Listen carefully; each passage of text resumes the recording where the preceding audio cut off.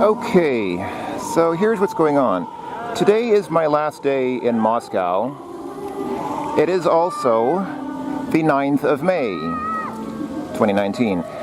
And it being the 9th of May, that makes it Dien Pobedy. Today is the day of victory, the day that Russia celebrates victory in World War II. I'm back at Vien Ha. This is where this is where I left off a couple of days ago. There's the ice cream stand where I stopped to get something to drink when I was last here. And I didn't go further beyond this point because I thought I'd already seen most of what was here.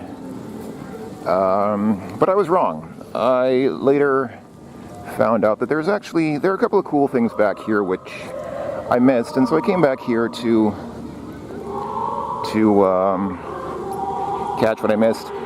So my original plan was on Dien Pobedy, Victory Day, to see the parade, because as I mentioned, there's a big military parade going on today in the city center. Unfortunately, I somewhat misunderstood the intent of not the intent, but the way that the parade is organized. As it turns out, the parade is not something you can just go up and see. The problem is, Moscow is a city of 13 million people. So, logistically speaking, you cannot have 13 million people all congregating on one spot in the city center to watch the parade. Logistically, it's just not possible. Okay, realistically, it would be less than 13 million, because I realize not every single person in the entire city is going to want to watch the parade, but you could probably expect something like a million, a couple million.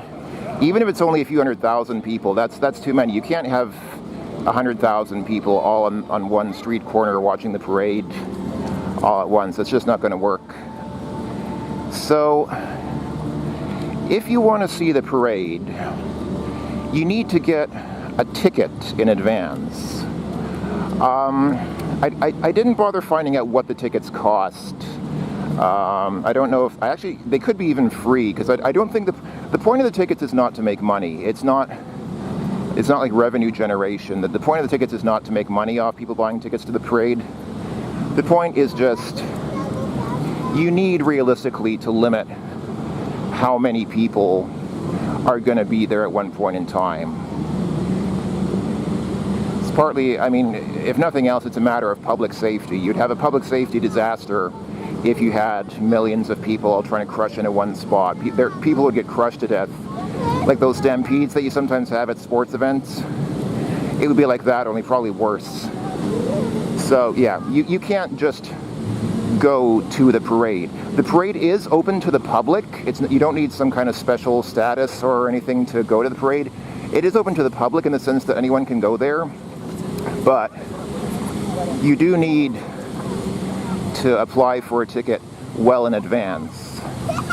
And once the tickets are gone, that's it, they're gone. You're not going if you don't have a ticket. So, for that reason, I am not going to the Dien Pobedy parade.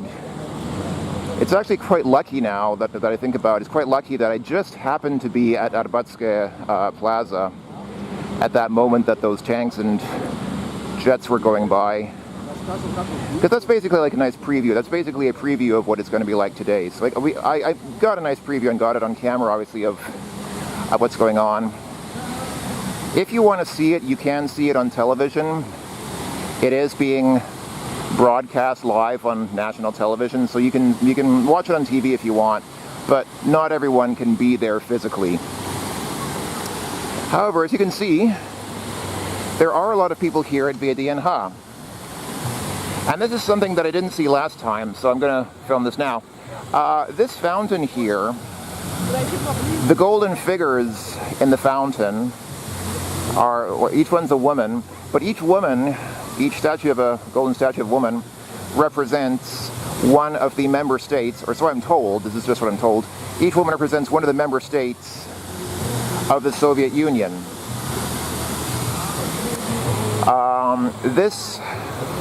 plaza, I mean, Vedian Ha dates back to the Soviet times. It is from a time when the Soviet Union still existed, and you had several different nations all coming together in one sovereign state. For example, this here is still the old pavilion from Armenia, because Armenia was a Soviet state. And each Soviet state still has an existing pavilion here today, even 30 years after the Soviet Union ceased to exist. Over there, you see this building here is the one for the for Kazakhstan. So yeah, this place is like a symbol of togetherness and harmony and unity between the different Soviet republics. Because even though Russia obviously was always the preeminent Soviet republic, even though it was obviously always the biggest and the strongest of the Soviet republics, still the Russians did want to encourage togetherness and community between the other Soviet republics. So you had stuff like this, where each republic could basically set up its own little pavilion and kind of present itself. It's kind of like, it's not much different from other types of world fairs where where different countries set up set up a little pavilion to represent themselves and their culture. It's the same idea, except this was not international, really, in that sense. It was not global. This was only Soviet republics that came here. So, same idea as a world fair, just only on the Soviet level. So looking around here, one thing that you might notice, one thing that strikes me, is the strong kind of almost Middle Eastern influence on countries which were more or less in the Middle East. I mean, here, if you look at, I showed this already before. Here again, this is the pavilion for Kazakhstan, which is kind of Central Asia. And then in a similar vein over there is Azerbaijan. And both of these buildings sort of have this kind of, they just, the patterning and the architecture to me reminds me more of something that you might see in the Middle East. In contrast that with something like over there is, that's the one for Belarus, which, to me it looks a little more Greek. Those columns look basically Greco-Roman.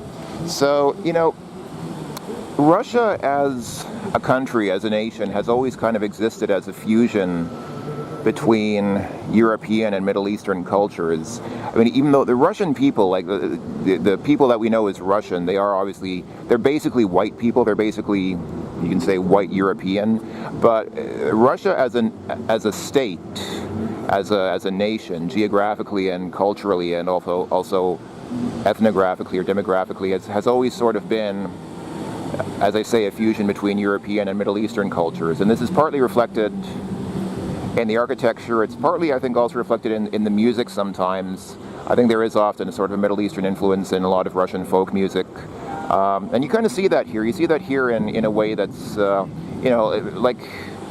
like this, like Russian architecture, like what we think of as Russian architecture, is a little cleaner. There's still some ornamentation, obviously, but there's less ornamentation. It's a little bit less frilly than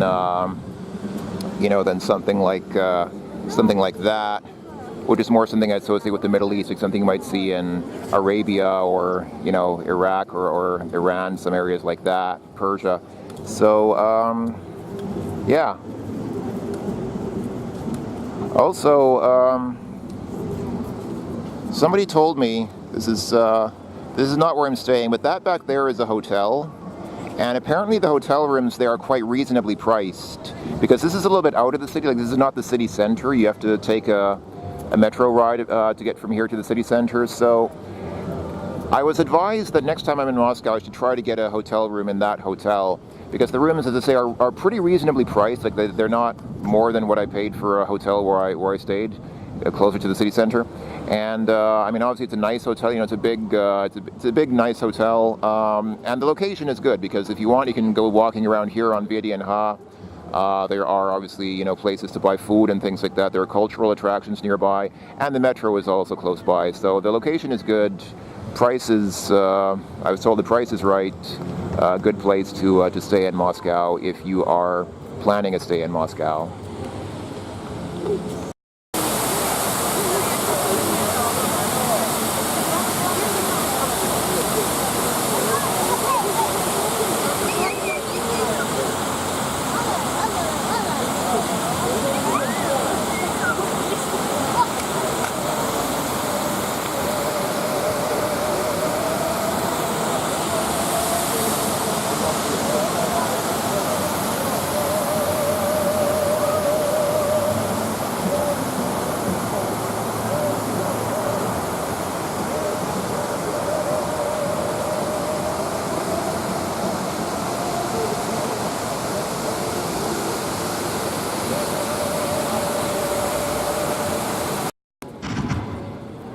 So back here we have something pretty cool.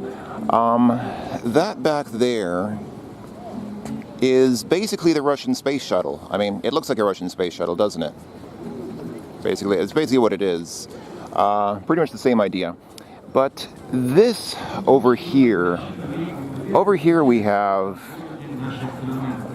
what I came back for. I came back just to film this, because this is, for me personally, this is pretty awesome. I realize this won't appeal to everyone. I realize not everyone's into military hardware. I know when I was in Belgrade, I think like half of my videos were just me walking around that military museum, taking video of the different tanks and cannons that they had there. But that was I just kind of did that because I was there and I thought it was interesting.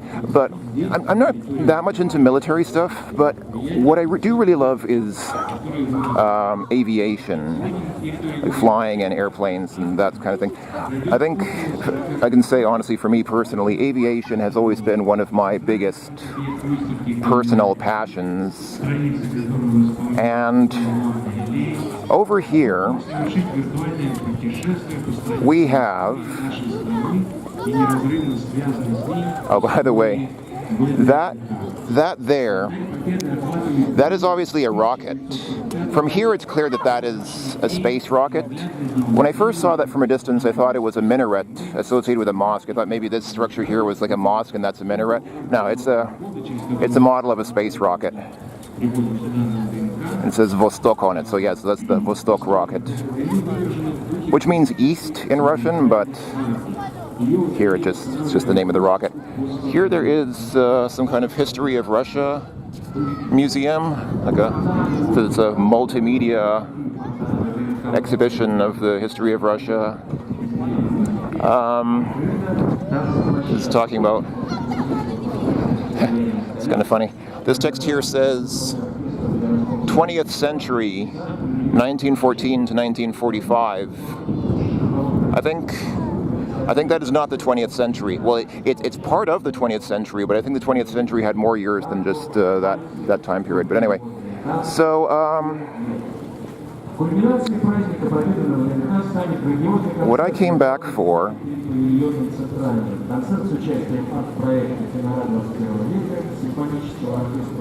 hold on, I'll pause this.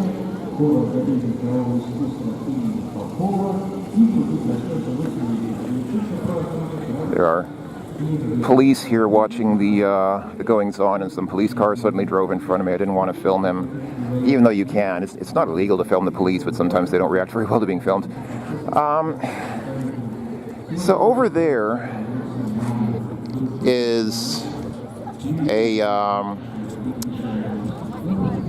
that is a Yak-42. Yak meaning Yakovlev, which is the aircraft design board. And back there is also a helicopter, which I'm going to get to in just a second. But this here is an Su-27 flanker. Now, at first I thought, okay, it's got to be a model, right? I mean, you figure, okay, they built like a paper mache model. Okay, it's probably not paper mache. It's probably made of metal, but I figured, okay, it's just like a model of an Su-27, right? It can't be a real thing. But somebody who lives here in Moscow did assure me that this is the real thing. This is an actual Sukhoi Su-27 flanker. This is probably the closest that I will ever get in my life to an Su-27 flanker. So I'm gonna take a moment just to capture this on film. I know for some people are just saying it's just a stupid fighter jet plane, it kills people, so what? But this for me is something quite special, because I grew up both flying this plane and often shooting down this plane on my computer as a kid. This and the MiG-29 Fulcrum were the two big Soviet air superiority fighters when I was a kid. Somebody actually had the gall to put a sticker on the back. It's kind of disrespectful, but yeah. This is, I mean, it looks real. I wonder if those rockets are real too. The rockets might be mock-ups. I don't know, for all I know, the whole plane might be a mock-up, but like I said, somebody who lives here told me, no, this is the real thing. This is the real Su-27 that they brought here for display. So there you go. So yeah, this is for me, this is pretty cool, and I think for some people it'll be pretty cool. Some people are just shaking their heads and saying, "What's the big deal?" But some people get it probably. By the way, speaking of the MiG-29, I mentioned that this and the MiG-29 were the two big Soviet air dominance fighters back in the day. So speaking of the MiG-29, there is, as I understand it, there is a company here in Moscow, or in the region, like not far from Moscow, offering real flights in a real MiG-29. It's probably, I think, as I understand, something fairly popular with wealthy people who come here on vacation. I say wealthy people because you want to know the prices? You want to know what it costs? I'm just reciting from memory because I looked at their website. On their website, if I remember correctly, and of course these are prices as of now, May 2019, I believe a 25-minute flight in a MiG-29 will cost you about $12,000 US, or was it 13? I think it was like 12,999, so basically 13,000 US. A 45-minute flight in a MiG-29 will cost you about $15,000, and if you're really adventurous, or I don't know if it requires a certain adventurousness or just a certain curiosity or what, I don't know, but the third option, they can take you into subspace. The MiG-29 is a powerful jet aircraft. It is capable of basically going to the edge of space. Like it can go, I don't know exactly how many thousands of feet it is, probably something like 80,000 feet, something like that. Basically, close to the point where Earth's atmosphere ends and space begins. It's obviously not a spaceship, you're not quite in outer space, but you're, at that altitude, you're at a point where you can very clearly see the curvature of the Earth. Like the Earth does not look flat anymore, you can very clearly see the curve of planet Earth's surface. That obviously takes a little longer. I don't know how long the flight is, but yeah, suborbital flight in MiG-29 can be yours for, I think the price was 18,000 US. So for less than 20 grand, you can fly in a real Soviet-era fighter jet to the edge of space. That's not a bad deal if you have the money. I think those flights are somewhat physically demanding because of the G-forces that you experience. You do need to be in quite good, robust physical health and conditions. So, I don't think I personally would do it, even if I had the money, which I don't. As much as I love MiG-29s, I mean, that's another plane that I grew up shooting down in flight simulators as a kid. So, I mean, that would be something quite significant for me, but I don't think I would actually do it.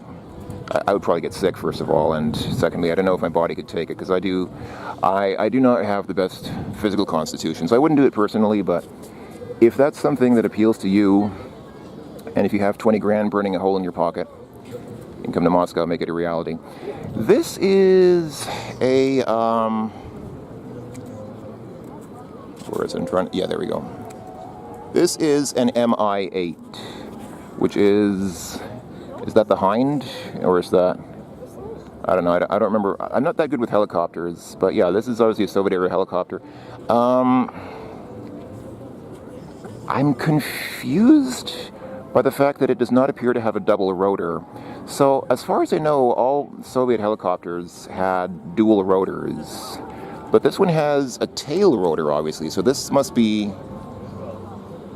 confusing something, because my understanding was that the Soviets designed most of the helicopters with dual rotors, which means they didn't need a tail rotor. So this is some kind of different design, but anyway. Oh well. This is probably not the Hind, then this is probably something else. Is it the... What helicopter is right now? I just know the Hind. That's like the famous one, and then there's the Hokum. I think that's the only ones I know.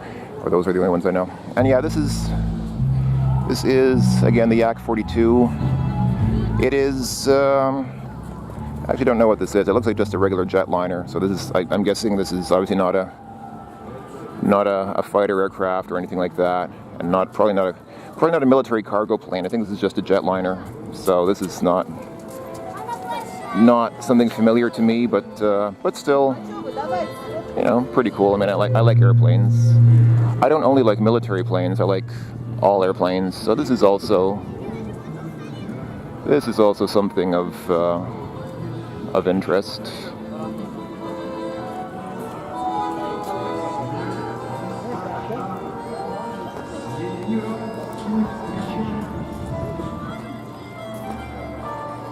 Okay, I guess that's all. I'm gonna go ahead and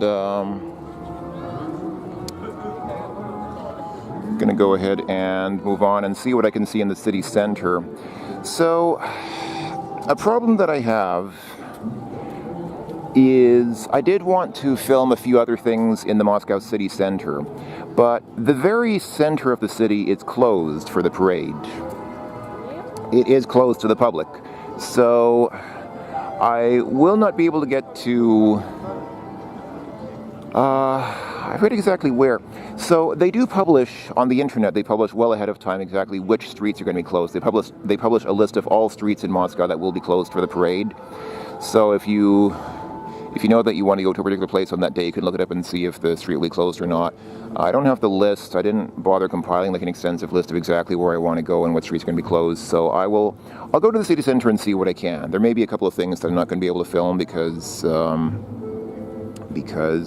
they're closed for the parade. But oh well, that's, you know, there's nothing that I really urgently, desperately want to see. I think I filmed everything that I really want to see, so I think I'm pretty okay. There's nothing really else that I really wanted to get on film.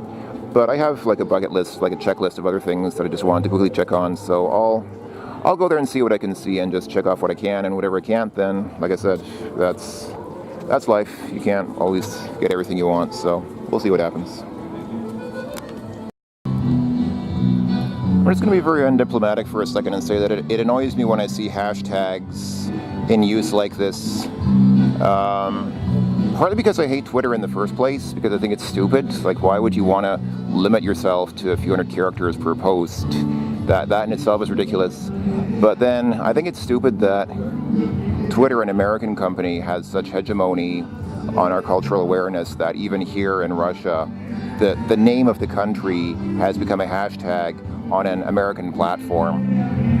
I realize some people will say, well, come on, it's globalization, it's global integration, we're bringing the countries closer together. But again, I'm going to be very undiplomatic for just a moment and say, fuck your globalization. I am really tired of seeing countries around the world having to use what the Americans shit out. So, this kind of thing makes me very angry, actually.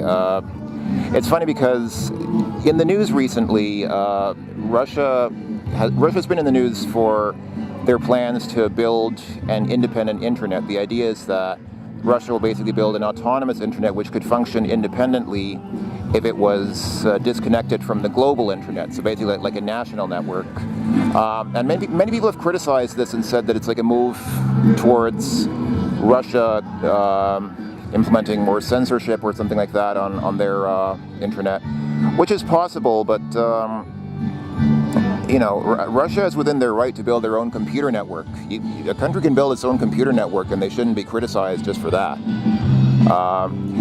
It is kind of funny what gets censored and what gets blocked in Russia sometimes. For example, I found out while I was here, LinkedIn is blocked in Russia. I have a LinkedIn profile, and I wanted to... somebody actually sent me a message on LinkedIn which I wanted to respond to. I cannot because LinkedIn is blocked here, which is kind of funny. And it is a little silly. I mean, you can say it's kind of stupid that it's blocked. I mean, it's a legitimate platform. Why would you block it? Yeah, there's truth to that. But I mean, there's, you know, again, Russia can block it if they want to. It's their decision. Here it is. This is what I mentioned before and what I was looking for last time when I was here in Vedianha. So it's a little far removed from the main Vedianha area. So Vedianha is in that direction. You can't even really see it from here. You can see the TV tower there, but I mean it's there. But the problem is this is kind of far from here. It seems so huge and so high up that it seems like you could hardly miss it. But when you're at the entrance to Vedianha, it's far enough that you probably won't notice this statue here unless you're looking in this direction. It's to the right. So as you're walking up to the main entrance of Vedianha, if you look to the right, you might spot it here off in the distance, but it's far enough that you probably won't notice it unless you're specifically looking in this direction. And I certainly wasn't. I was looking forward at Vedianha when I went there. So I did not look off to the right, but it's here. So yeah, the entrance to Vedianha is like over there, around the corner there, and then if you're there and you go right and you walk along the street for a little bit next to these tram tracks here towards those two multicolored office towers there, then you will come to this. The famous statue of a worker man, like an industrial factory worker man, and a kolkhoz woman. A kolkhoz being the collective farms. Yeah, here we go. Pamiętnik Rabotny I Kolkhoznica. Worker and kolkhoz woman monument. So, yeah, the man, as I said before, exactly as I said before, the man is holding a hammer, the woman is holding a sickle, representing agriculture, and obviously the guy represents industry. Agriculture and industry together were sort of the foundations, or meant to be the foundations of the Soviet Union. And if you look at it from just the right angle, I guess, there are two implements. Well, also you have to look from the side. If you look at it from the side, then their two implements will represent the hammer and sickle, which was, of course, the symbol of the Soviet Union. The statue is quite famous. I personally, some of you, like myself, may most recognize it from Mosfilm. The statue was used as sort of the introductory logo for Mosfilm, the Moscow film studio that made some of the best-known Soviet films. I've seen several Soviet films, and if the film studio was Mosfilm, then yeah, at the beginning they always had their logo. They briefly showed their logo on the screen before at the beginning of the film, and their logo was this very statue. So that's mostly where I recognize it from. But the statue, outside of films, the statue is also famous in its own right. So you may have seen it or read about it somewhere else. So there you go. A symbol of a more idealistic time. Some would say a better time, some wouldn't. That's obviously a matter of opinion, but it is a symbol of a certain mentality, a certain ideology, a certain ideological ideal, which some people still believe in today. I think most people would still say that in principle the idea is nice, it's just the practical, logistical aspects of it, implementing it, it's fine to have a nice idea, but implementing it practically is not always possible. There's a nice little sitting area here where you can sit and look at the statue. I'm just trying to see if I can find an angle. I actually don't know exactly at what angle you should look at this to see the hammer and sickle unite in their proper orientation. I hope I'm not on the wrong side. I might be on the wrong side, but let's see what it looks like. So I'm gonna walk up. Oh, I might be, actually, hold on. Now I feel like I might be too close. Well, there's a sitting area back here. I don't think I'm gonna be able to get much farther than this. So let me just come back here for a second. And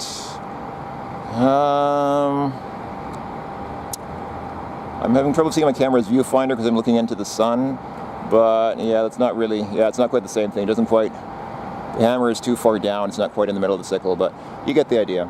Anyway, so yeah, so this is, again, if you're walking into Vidian High, look to the right and go right for a bit, and you'll see this, and you can obviously walk up to it and take some photos or video. So I'm here, well, this is the Moscow Theater of Music, Moscow Musical Theater and cinema or something like that. But anyway, I'm here at this plaza. It's not far from Tverskaya station. I was going to walk down Tverskaya Street, or I wanted to walk down Tverskaya Street and take a look, but I don't think that's going to be possible because, well, you can see, I mean, over here it's nice. There are all these people who are gathered for Victory Day celebrations. But the street that I actually wanted to go down is in that direction. You can see they've blocked off. Well, it's weird because there's this fence here that's blocked off this square, but there are obviously people there. But farther on, like behind, well, you can't really see very well from here, but beyond the intersection there, the street's all blocked off, so you can't really go down there, which is like the main part, like the interesting part that I wanted to check out. So I thought it might be nice timing to come to Moscow on Victory Day and kind of see the celebrations and stuff like that. In hindsight now, I realize that was actually a bad idea. If you're gonna go on vacation in Moscow, you probably shouldn't, unless you specifically intend to attend the Victory Day parade or take part in Victory Day celebrations. You probably shouldn't plan on coming to Moscow on May 9th because they block off the city center. I mean, they close off the most central part of the city, the part where the most interesting stuff is, where the most tourist attractions and things are. So you can't go there. So that's kind of unfortunate. I mean, I didn't really have anything that I really wanted to film. I mean, I was already in the city center several times. I already filmed around there. I've already got video of a lot of stuff there. So, like I said, there's not really anything specific that I really wanted to catch on video. But I did want to make one last round of the city center and just see some random stuff, which I'm probably not going to be able to see now. My understanding is that these celebrations don't last all day. I mean, there is probably a point in the day when these celebrations will cease, but I don't know specifically when that is. I don't have a specific time. So, I mean, maybe if my train to St. Petersburg that I'm planning on taking, I've already bought the ticket for it. The train leaves tonight, like late at night. So, if the celebrations end at like, I don't know, let's say maybe 5 p.m. for example, then I've still got some time. Then after 5 p.m. I've still got like 3 hours of daylight to film. So I may, if I get a chance, I may come back here and check out some stuff around the city and do some filming. But it looks like I'm not going to be able to see much or catch much on camera now at this time of day. What time do we, actually, I don't even know what time it is now. It's a little afternoon. It's maybe like, I'm just looking for a clock, if there's like a clock anywhere around here. Clocks in public places have been kind of neglected. I feel like clocks are neglected these days because most people have mobile phones and people just use that as a way to check the time. But I do not have a mobile phone. Actually, I guess I do. Hold on, let me. Actually, I do have. I don't have a smartphone. I don't own a smartphone, but I do have a mobile phone. So let me actually check. Yeah, it is. It is about 2 p.m. It's just before 2 p.m. here in Moscow. So,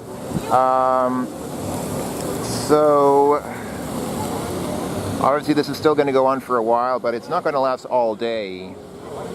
I mean, sun sets at around 8 p.m. and I don't think it's going to last that long. So, like I said, if it ends at around 4 or 5, then I'll have still 3 or 4 hours of daylight with which I can film something. But in the meantime, I'm gonna try and find something a little more away from the city center, like a little less crowded, because this is all very nice if you're into this kind of thing. I mean, I don't mind I don't have anything against Victory Day celebrations in principle, but I mean, I don't really have a hand in this. I think a lot of people are holding up photographs of, like, old photographs of people. I think these are photographs of Soviet soldiers who died in World War II. I think these are, like, family members of families of the deceased, and they're commemorating their deceased soldiers who died in battle, died in the war. That's why there are all these people holding up photographs, like old photographs from the 1940s. So, if this is your kind of scene, if this is interesting to you at all, then sure, of course you can check it out here. It happens every year on May 9th. Otherwise, it's probably just something to avoid. It's really just, like I say, it just makes it impossible to see the city center, makes it impossible to get around. And security is also very tight. The problem is, because I'm leaving today, I've already checked out of my hotel, so I'm lugging my luggage with me wherever I go, and that creates problems when I try to go into the metro, because the security in the metro is very tight at any time, but especially today, when you see a guy walking in with a couple of bags, like a couple of big bags with obviously something in them, security immediately gets suspicious and thinks, so what's he got in the bags? So it's like every time I go into the metro, some security guard comes to me and starts scanning my bags with a metal detector, which, you know, is not bad. I mean, it only takes a few seconds. Like, they don't thoroughly search my bag, they just quickly check the bag to make sure it's not a bomb. So that in itself is not too bad, but I'm worried that at some point in time somebody's going to, like, put their hand on my shoulder and say, what the hell are you doing here? What's in your bags? Why are you walking around with 2 huge bags in your hands? Because people are very security conscious in a situation like this, so it's a little bit tense if you have luggage like I do.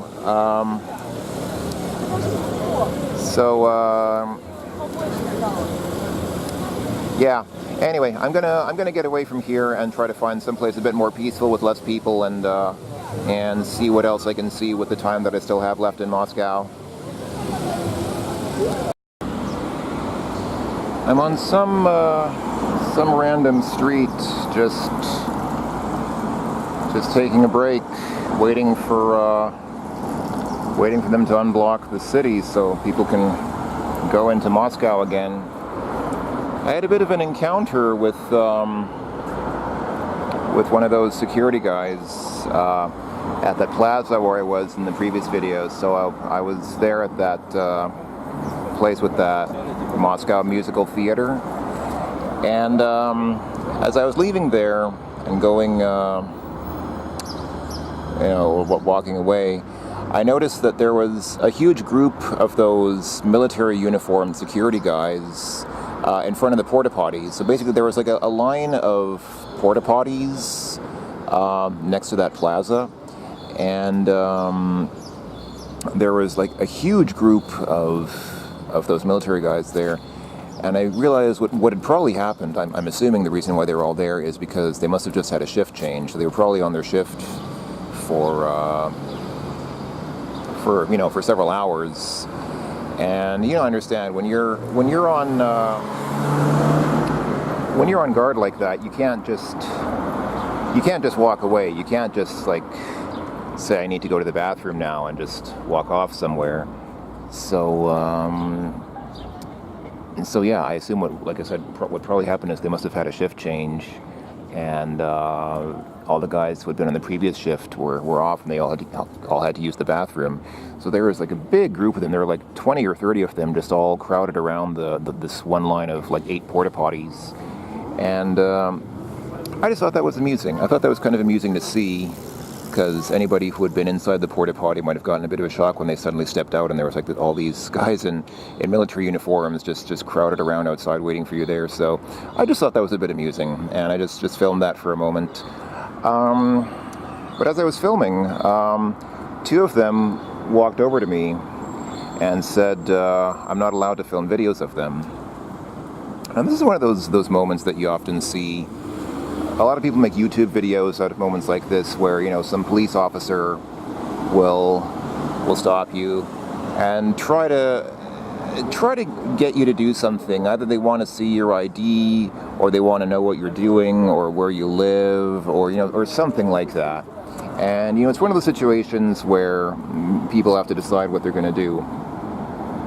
Theoretically, I could have said no. I really don't know what the laws are.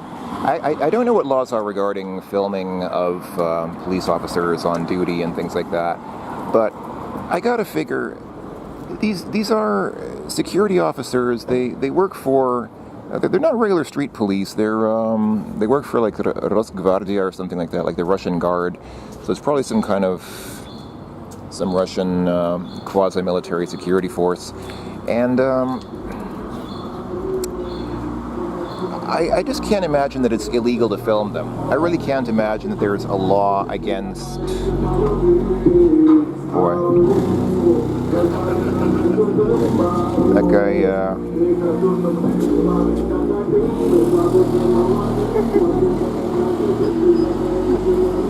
Those are the kinds of people who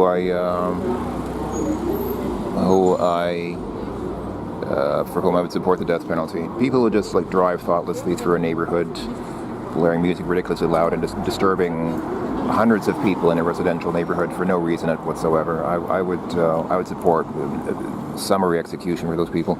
Anyway, so the guy, like I was saying, the guys I was talking to, I really doubt that it's illegal to film them. I really doubt that there's any law on any Russian law book saying you cannot film these people, especially when they're on duty. I mean, in their private lives, that might be one thing, but when they're on duty, it's a public street. They were on a public street where other people were around, where anybody could see them. It's not like they were in some kind of special secret operation or in some private place. Like, it's on a public street. I just find it hard to imagine that it's illegal to film security officers like that in public.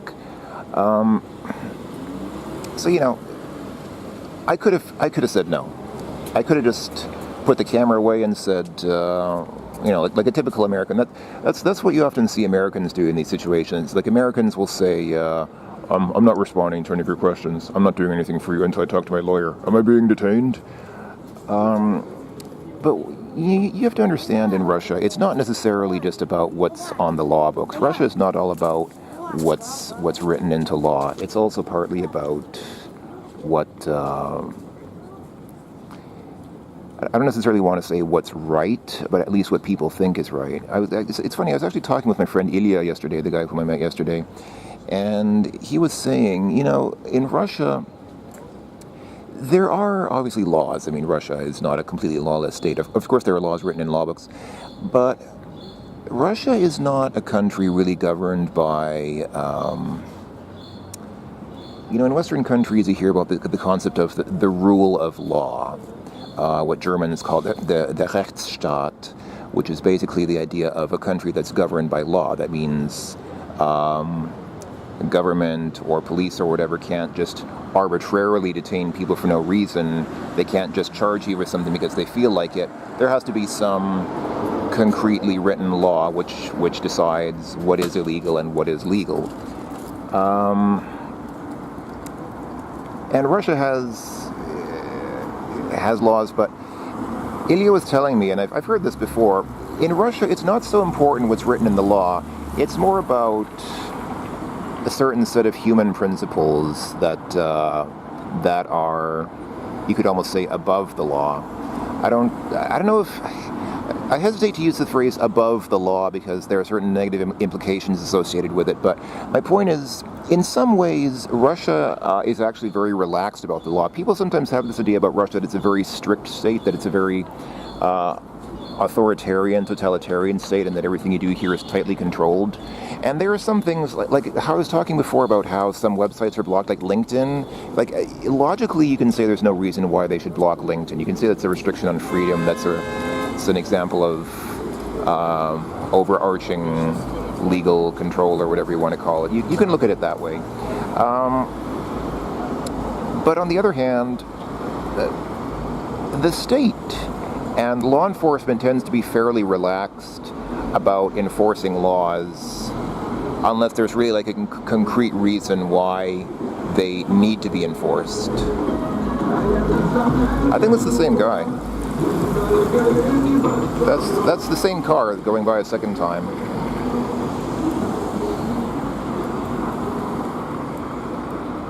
So, you see,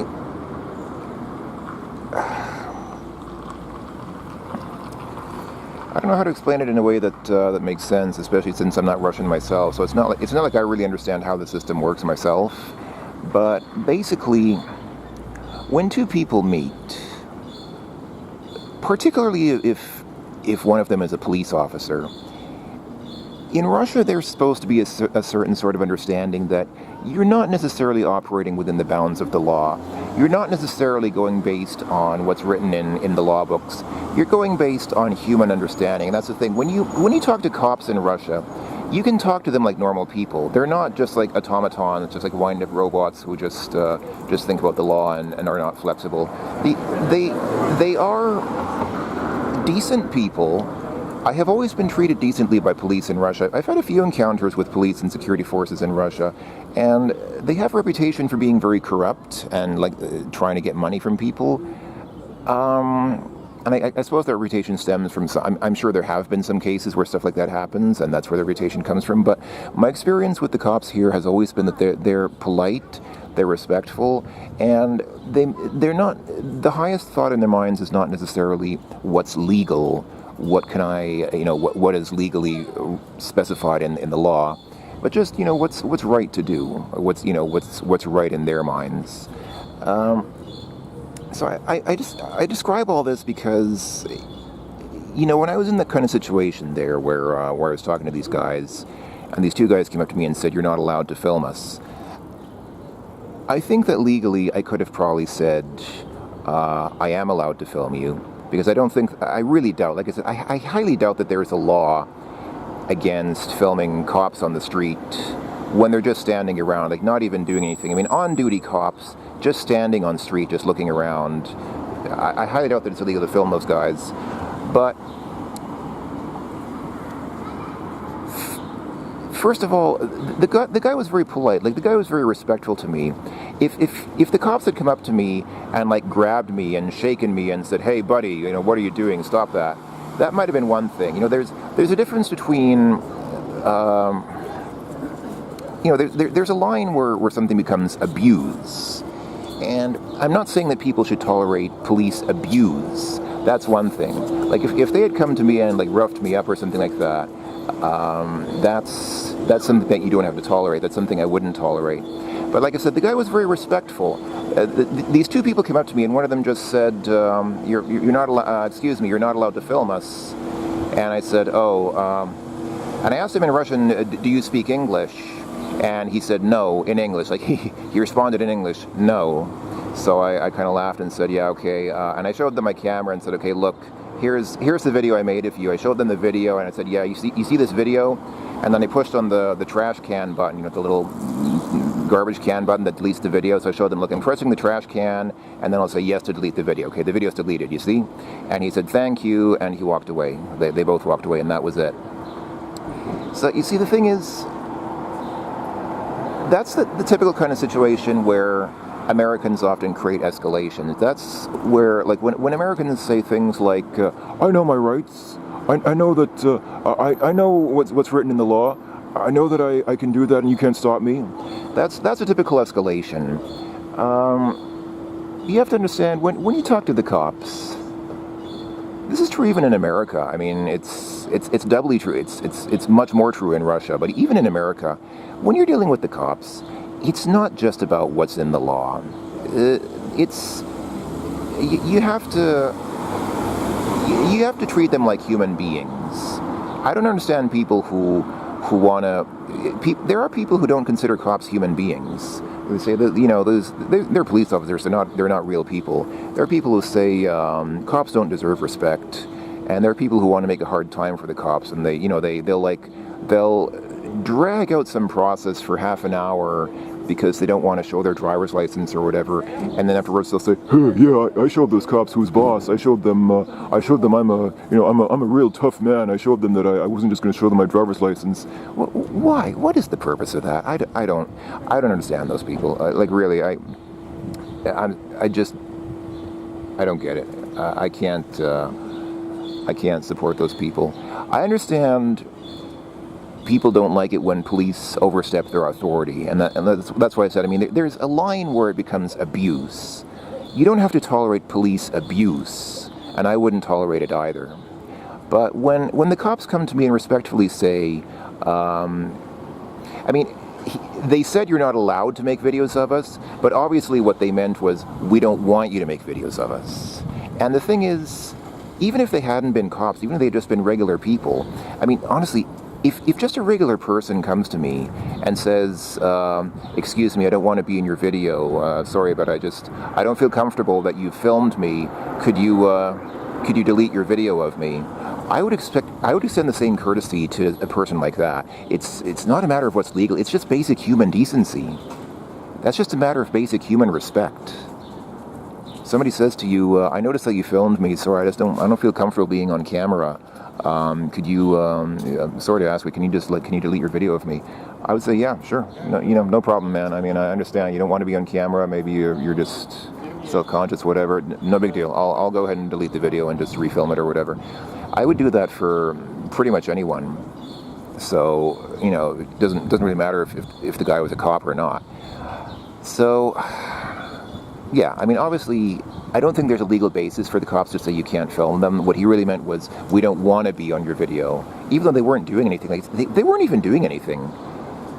If they had been, if I had filmed the cops beating up somebody, and then they'd said you need to delete your video, I wouldn't have done it. I would have said, no, I'm not deleting evidence of you abusing an innocent bystander for no reason.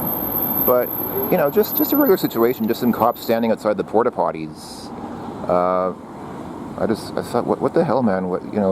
What's the point of making a big deal out of it? I have no reason to create a scene. I have no reason to give this guy a hard time. He was polite to me the whole time. He just like I said, he politely asked, you can't make videos. Well, he didn't. He didn't ask. He made a statement. He didn't ask me to delete the video. He made a statement that you're not allowed to make videos. And then I showed him the video and said, I'm going to delete it. And he said, thank you, and walked away. And that was it. So, yeah. That's just, to me, it's just, like I said, to me, it's a matter of basic human respect. That's like probably the number one principle. If you ever deal with the police in any location, in any country, regardless of, in any country in the world, probably the number one thing that I would tell you is police are human beings. If you treat them with respect, they will usually extend you the same courtesy. Usually. I realize there are exceptions, but in most cases, if you treat cops with respect, they will do the same for you. If you don't, if you escalate and start telling the cop, well, what do you want from me? Shove it up your ass. I'm not going to, I know my rights. I'm not going to do something for you. I'm not going to just do what you tell me. I know what I'm allowed and not allowed to do. That's creating an escalation. You're just making things harder for yourself. You have no reason. Like, what's the point? It's so stupid. I see people do this on YouTube and things like that. It's so stupid. I really don't see the point behind it. And again, that doesn't mean you have to tolerate abuse. If a cop is asking you to do something unreasonable, if the cop is treating you unfairly, you don't have to tolerate that. You can say, I'm not going to tolerate abuse from you. I'm not going to tolerate mistreatment from you. But you should treat the cops with respect. And if you don't, you should not expect them to treat you with respect. And in this situation, I mean, let's be realistic. These guys are, like I said, these guys are not even regular street cops. These guys are dressed in some kind of military. They're in some kind of like National Guard, or like the Russian equivalent of the National Guard. Let's be realistic. The guy could have just taken the camera out of my hand, smashed it on the ground, and that would have been it. And he would have gotten away with it. He could have claimed that I was presenting a threat and he acted in self-defense or something like that. Who's gonna like put a cop like that on trial, for a situation like that? I mean, he would have gotten away with it, and it would have, that would have been it. So he was nice enough to inform me politely of his wishes, and I believe that he deserved the respect of me respecting his wishes. Some people might say otherwise. Some people might have said I should have just told him, well, screw you. I know what I'm allowed to do. I'll do what I want, and you can't stop me. I'm sure some people would have done that, or would have told me that I should have done that. Those people,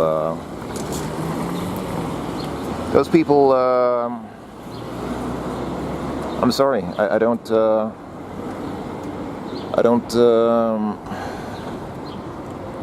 I have a hard time feeling respect for such people. Because again, cops are human beings. The police are human beings just like you and me. And if you don't believe in treating them with respect, then I don't really see why you should expect people to treat you with respect.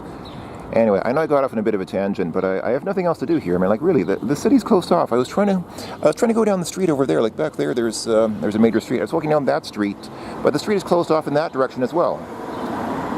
So,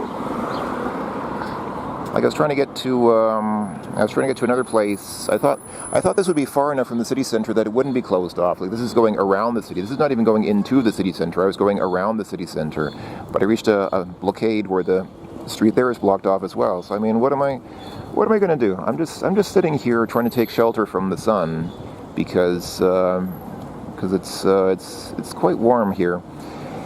It's been about the same every day. So I've been here 4 days in Moscow. Every day it's been about the same temperature, about 23, 24, 25 degrees Celsius, which is not too bad if you're just sitting around like I am now. Like right now I'm just sitting here, and it's pretty comfortable. I don't feel very uncomfortable. But if I'm walking around, if I'm doing any kind of activity, including just walking, it really generates a lot of heat because your body gets hot if you're exerting yourself. And I have just been sweating like non-stop. All 4 days that I've been here in Moscow, I've just been sweating and sweating and sweating non-stop because it's pretty humid here as well. That's the thing. Like when the humidity's up, that makes it a lot worse. So it's pretty humid here, and it's not boiling hot. It's not extremely hot. But when you're carrying, especially when you're carrying luggage now, like I am, walking around the city in 25 degrees Celsius on a humid, sunny day, I just sweat and sweat and sweat, and I'm kind of tired of it. It's a good thing I didn't come in summer. I can only imagine what it's like in July. In July, it does go to like 40 degrees Celsius, which is insane. That's what I always have problems with. I don't have problems with cold weather. In cold weather, you can button up and just dress warmly, but in hot weather like this, there's nothing you can do. I mean, I'm wearing a t-shirt here. I'm wearing a t-shirt, and I've still been sweating just in a t-shirt, so that is what it is. Anyway, I know I've been talking for a while. Sorry. I wanted to film more of the city, but I can't. They blocked everything off, so I'm just waiting. What time is it now? I think it's like 3 in the afternoon now. So I'll check again a little later and see if maybe they're unblocking the streets a little later and see what's going on. But for now, I'm just gonna sit here and relax for a bit and just collect my thoughts.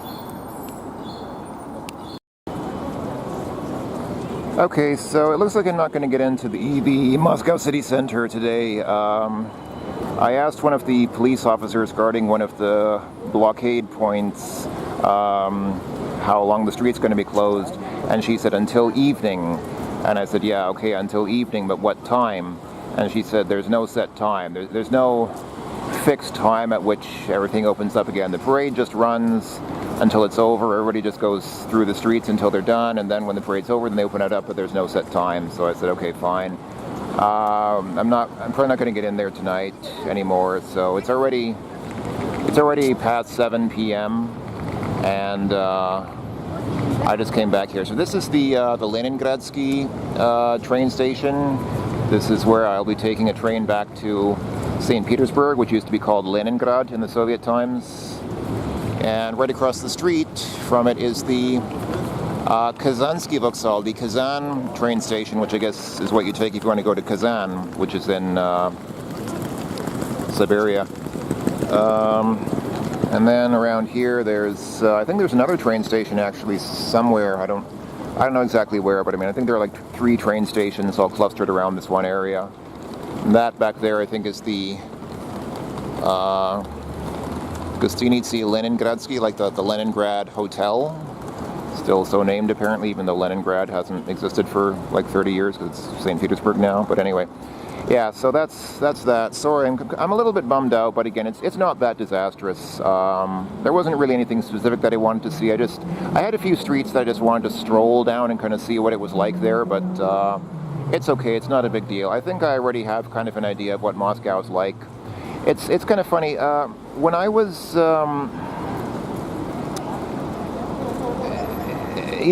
whenever I travel somewhere, like when I talk to people traveling somewhere, people always say a few days is not enough to know what a place is like.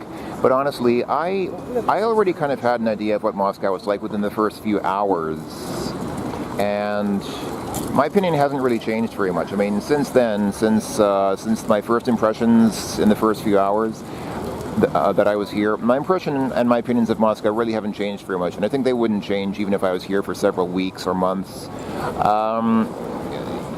It's not that much different from St. Petersburg. There are some differences. I mean, when I started off here, I mentioned already some differences, and I think those differences are still accurate, but really, they're really not that much different from each other.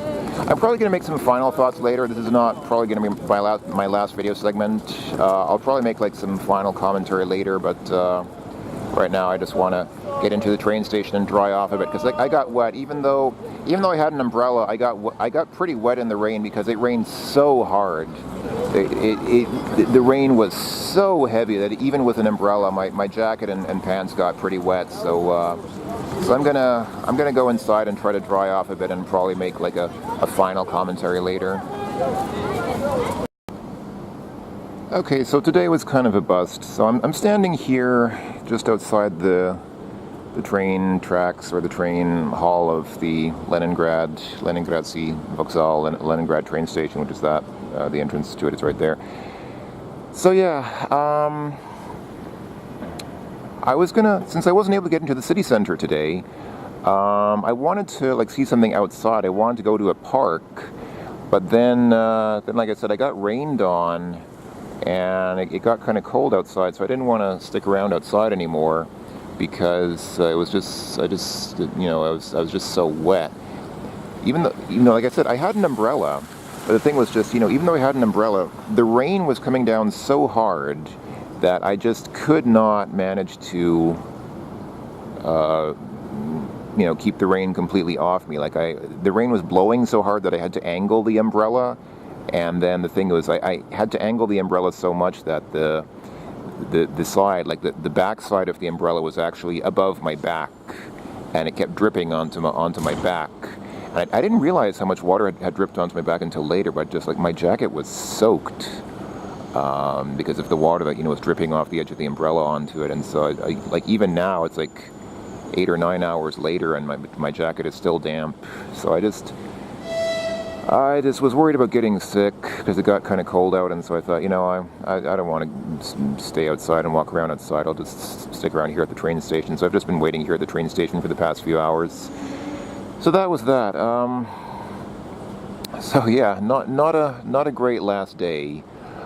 Today was not a good day, but the other 3 days in Moscow made up for it.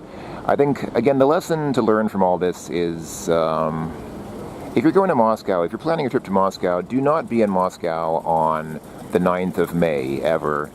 unless you specifically want to take part in the Victory Day celebrations. The reason for that being, besides the fact that you can't get into the city center, the other problem that I have now is because I'm trying to get out of Moscow. Well, it turns out a lot of other people are also leaving Moscow. A lot of other people came into Moscow just for the Victory Day celebrations, and now they're leaving. And so it was difficult to find a train ticket because there were so many people traveling on this day. So if you're traveling on Victory Day, it's going to be hard to find good trains.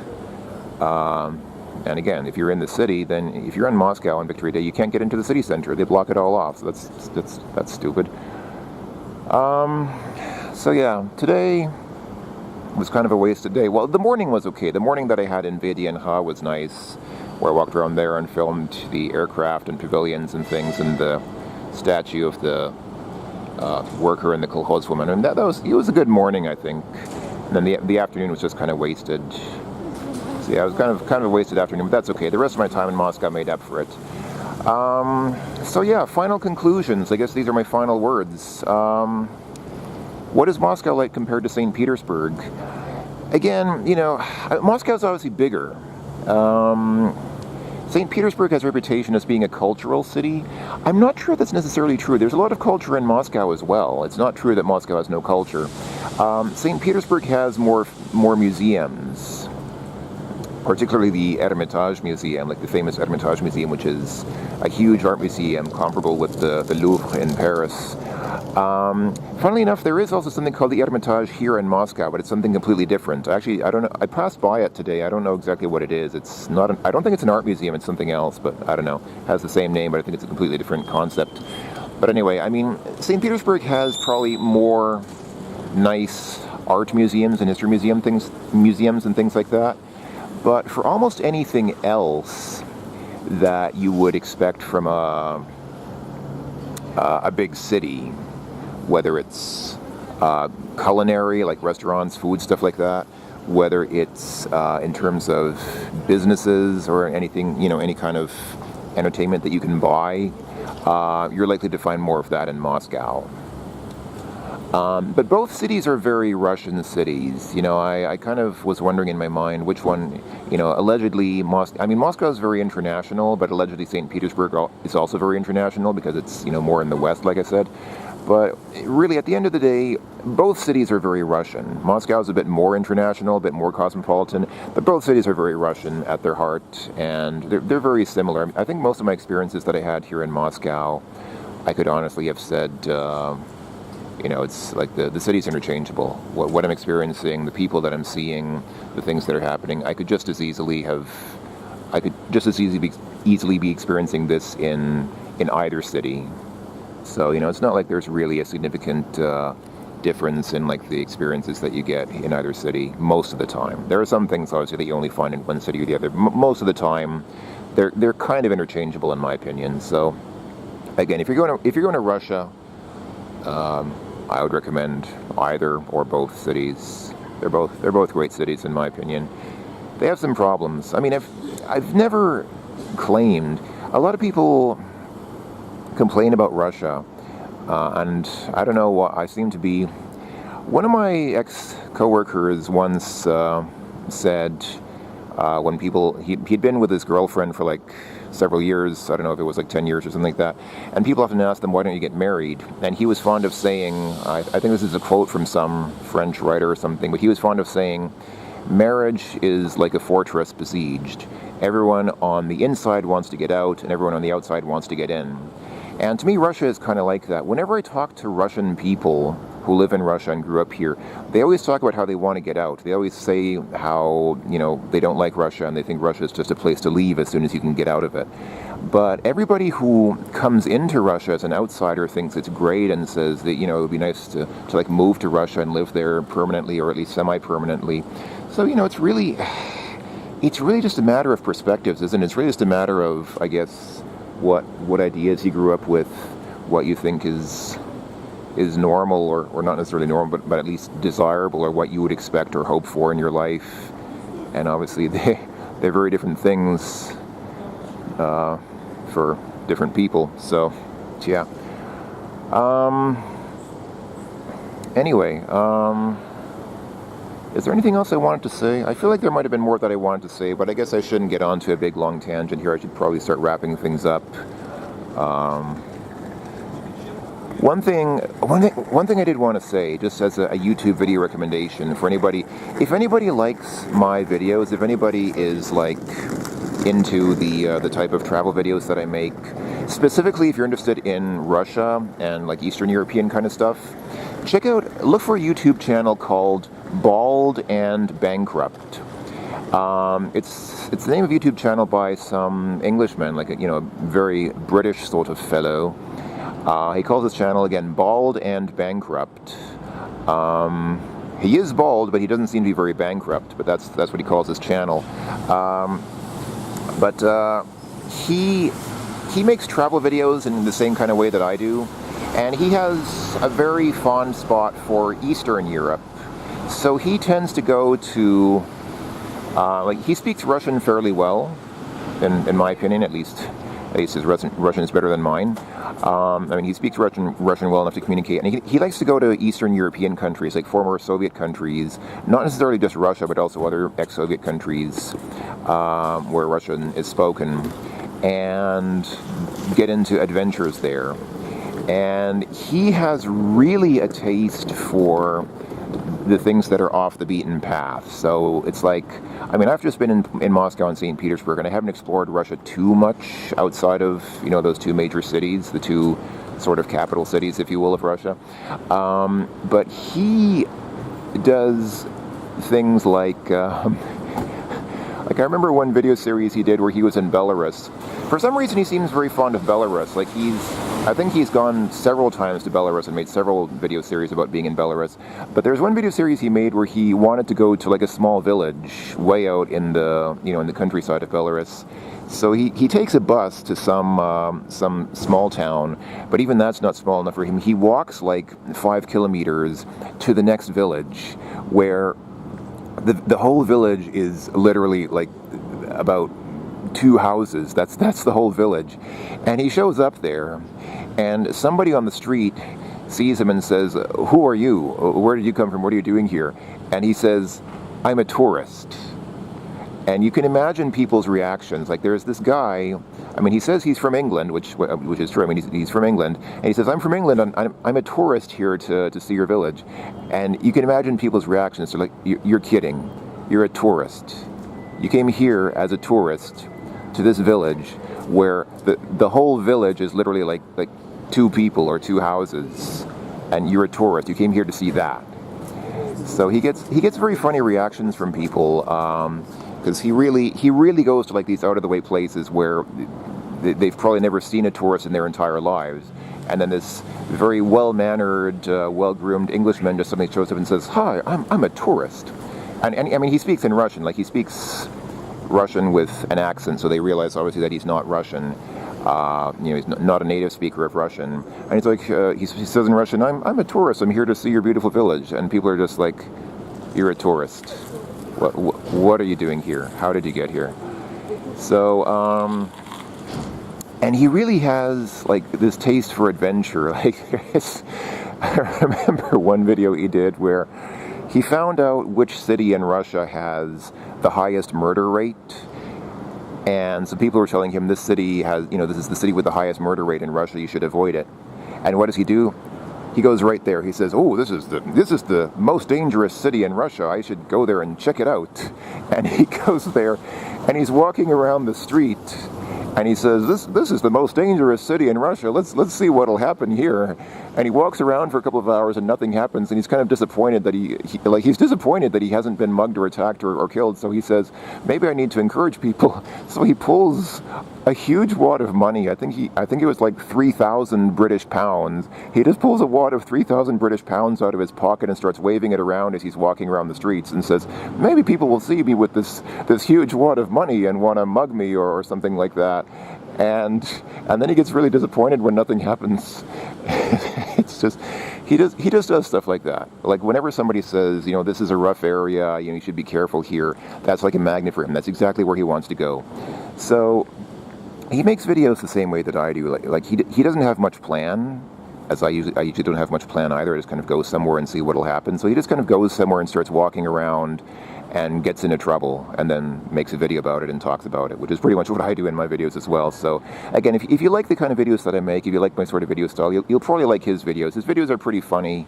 They're sometimes a little overdone. Like recently he made a video where he wants to be a Gopnik, and he starts talking about, hey, look at me, I'm a cool Gopnik now because I'm wearing an Adidas tracksuit and squatting like a Slav. And it's just a little bit, it's what the internet would call a try-hard, somebody who's trying too hard. You've got this guy who really looks like he's having a midlife crisis because he's suddenly like putting on a tracksuit and saying, hey, I'm a cool Gopnik now, I'm a cool Slavic gangster because I'm in Belarus wearing a tracksuit, and it's very obvious that he's still a very well-mannered upper middle class Englishman, but he's trying to pass himself off as a Gopnik, and he's like going up to people and saying, hi, I'm a Gopnik, do you have a cigarette that I can catch off you? And it's painfully embarrassing, but I assume that's the intent. I assume he does it deliberately because it's funny. So again, Bald and Bankrupt is his YouTube channel. Check it out if you're if what I've described sounds interesting, then you'll probably like it. Recommendation from me. I enjoy his videos. Other than that, yeah, anything else from me? I don't think so. I mean, like I said, I am going to St. Petersburg. My train leaves in a little while. I'm not planning to make a video there because I've already made several videos of St. Petersburg back when I used to live there. People tell me that St. Petersburg has changed a lot in the about 7 years since I was last there. So I may make like a small video just saying, small video about how has St. Petersburg changed in 7 years, what's changed in St. Petersburg since I was last here. Just in case I find anything interesting there that's really markedly different, that really, for me, spells out a very significant shift in everyday life there. But I don't anticipate finding anything that's really markedly different, so I might make a small video there about that. I might not. We'll see.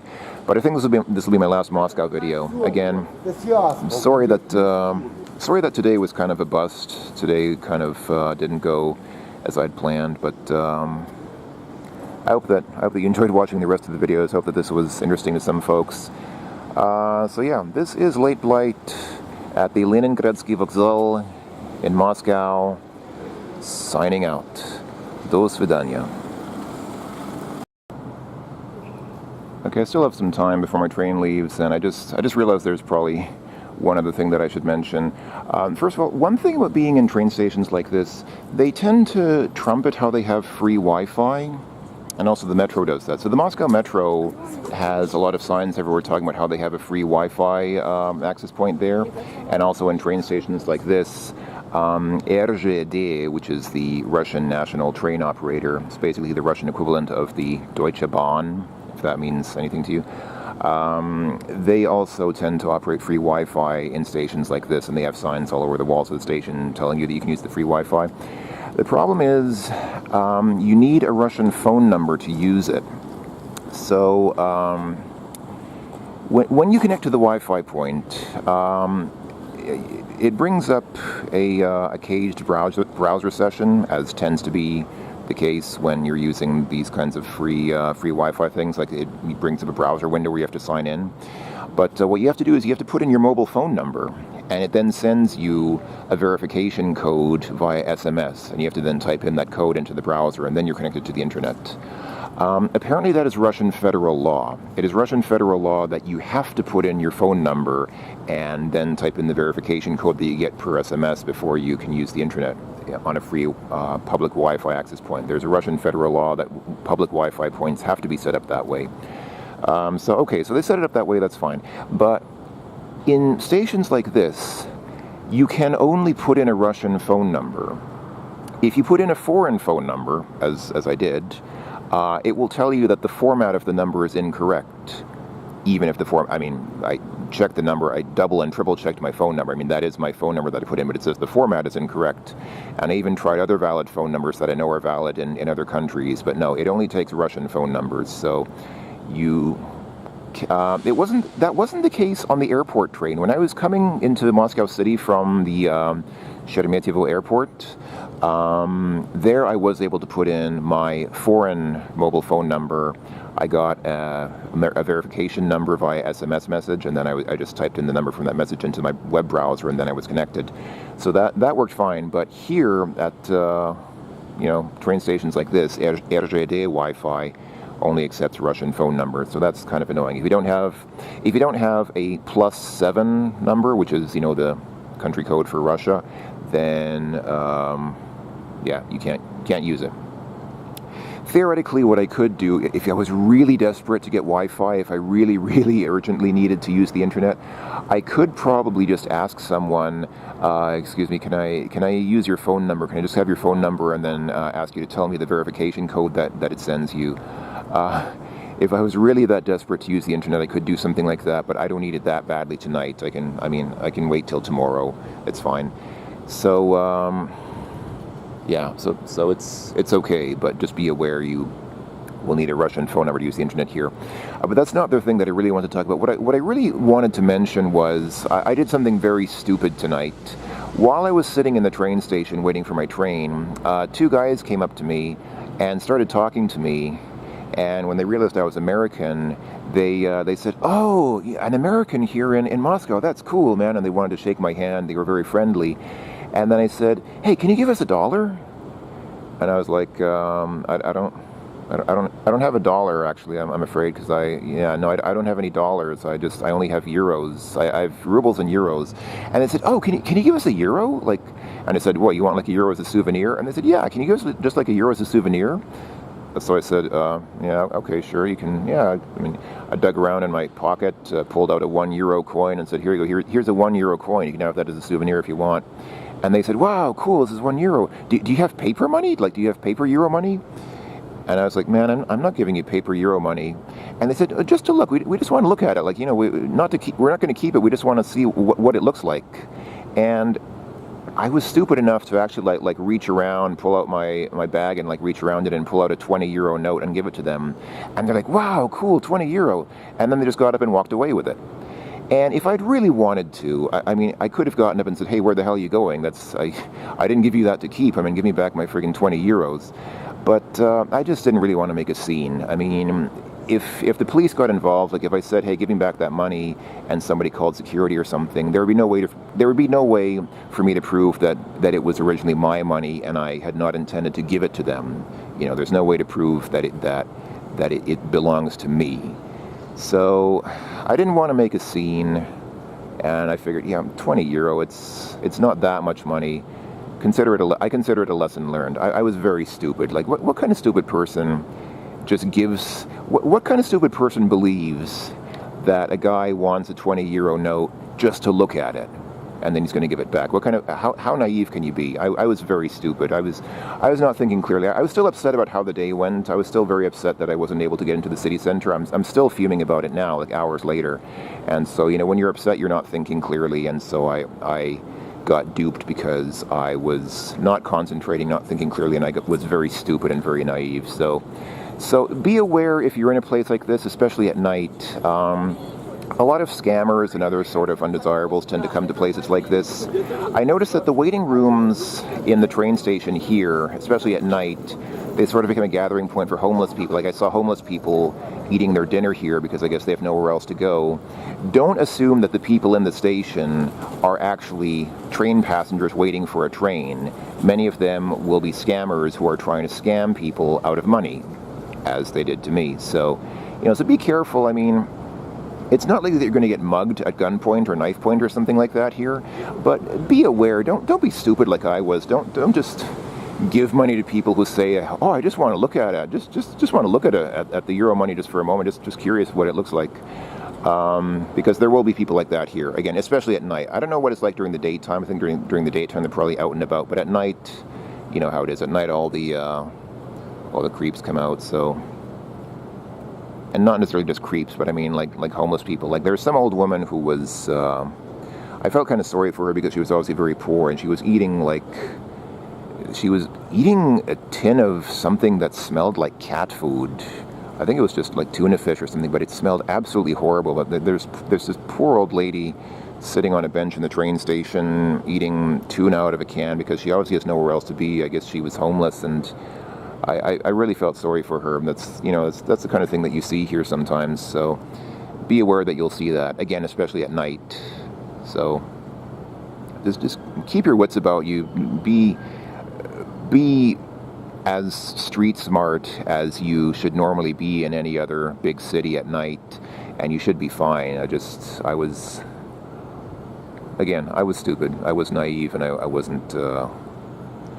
was not thinking as a street smart person should think. But again, it's not so bad. I mean, I kind of had a bad day. I got duped out of €20. I couldn't use the Wi-Fi here. Wasn't able to get into the city center, and I got rained on. But, you know, those are all fairly small things. Tomorrow, they'll all be in the past, and they won't be really important. So, again, overall, I had a good time here in Moscow. I had a good trip. And if today some things didn't go as expected or some things didn't go ideally, I haven't really lost that much. There's not really, I mean, it's something that I can recover from. It's not like my life is ruined, so I'm still happy that I came here. I had a good trip. I hope that you enjoyed my videos. Again, thanks for watching, everyone. I am going to go ahead and board my train now. Adios, everyone.